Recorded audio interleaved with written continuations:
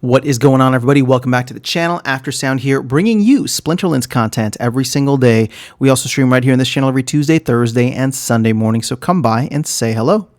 All right, guys. Well, I know that everybody's disappointed about land, and rightfully so. It's been something that has been promised for a while, and it's not here yet.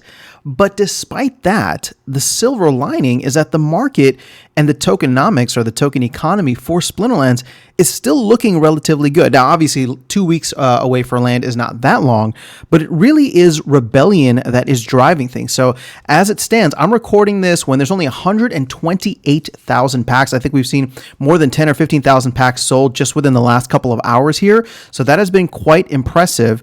And you can see here, SPS, we're flirting with 1.8 cents. Vouchers are, well above 3.33 cents. DEC was even close to actually being at peg today, but here is the important part.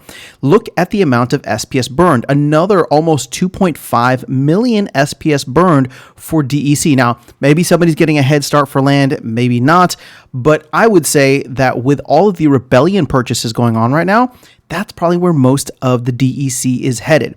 Now, keep in mind, obviously, I'm still excited for land. I want land to come out. I think it's going to be a game changer, literally, for the entire Splinterlands project. But on the whole, let's just put into context and kind of compare side by side how much of an impact each will have in terms of, we'll call it activating the flywheel. Now, there's a ton of stuff with land that I'm just going to gloss over, so I'm going to give you a little disclaimer ahead of time. Obviously, we don't know how many, how much DEC is going to get burned for grain, for time crystals, for pretty much anything else like power cores and all that. That might be a significant amount, but it's hard to quantify right now. The way I look at land is if all of land was to be utilized, right?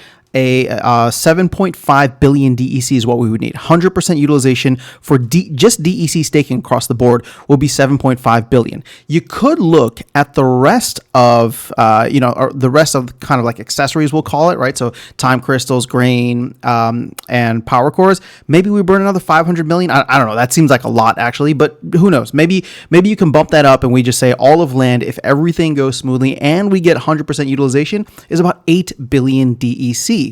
Well, I don't think we're going to be quite at 100% utilization for a very long time, especially not at the beginning or over the next couple of months, assuming land does launch before the end of the year. Now, you look at that in the context and compare it to Rebellion, and Matt's conservative estimate, he's kind of given a range here. He's said two different things, but 1.5 to 2 million packs being sold would mean anywhere from 6 to 8 billion DEC just for those 1.5 to 2 million packs. Now, that's not a good, it's not an honest number because a lot of the DEC will probably get recycled out. So for example, right, if the team receives half, the DAO gets half, whatever goes to the DAO is locked, but whatever the team gets, they're probably going to recycle that back into the ecosystem, selling whenever we're close to peg or using it as back-end transactions. So that DEC is going to cycle its way back out. So you could look at it and say, okay, that's anywhere from 3 to 4 billion DEC just for those packs. But keep in mind, I think we're going to do more than 2 million packs. And again, this is over the course of an entire year.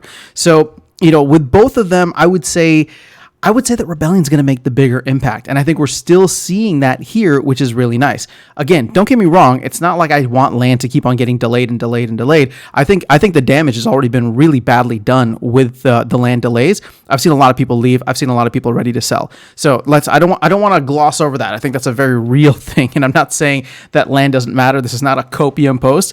I'm just trying to say that Rebellion, I think, is going to have a bigger impact on activating the flywheel in the short, medium, and long run. I think we're seeing that now. Even with all the disappointment about land, we are still seeing, a good amount of SPS getting burned for DEC, especially at these low prices, which means more SPS is actually getting burned per 1,000 DEC that's minted. Now, of course, we're getting a little help from Bitcoin today, flirting once again with 38,000. You see ETH above 2K as well. So, the rest of the market is pumping, and it's nice to see that we are pumping with it. It's nice to see that those, the pumps that are coming in SPS are leading to more SPS getting burned, or it's leading to more packs being sold. And overall, if we sell out of Rebellion, I know it's a very terrible consolation prize because it was expected anyway, right, for land not being hit this week. But at least we can go into the holidays next week knowing that, there's a lot of hype for Rebellion. And again, I'm not speaking on any official capacity for the team, but everything that I've heard so far, there has not been any mention of delays. In fact, I've kind of been told that, people feel much more comfortable about Rebellion than they do Land. I mean, obviously, right? Land is something that got delayed. So, my hope is that nothing changes. We get Rebellion on the 5th and that we get Land on the 28th, right? 28th of November for Land and December 5th for Rebellion. But at this point in time, I personally just can't wait to see what Rebellion does in terms of shaking up the entire meta, getting people excited about the cards and the actual game, right? Land is going to be a DeFi platform. It's going to be a little, civilization building type game, which is going to be cool, right? But it's going to be its own thing. For all of us who, have the game that we know and love for these past couple of years, the Splinterlands trading card game, it's going to get a huge shakeup in the meta, and I personally cannot wait for that and what it's going to do overall to the game economy.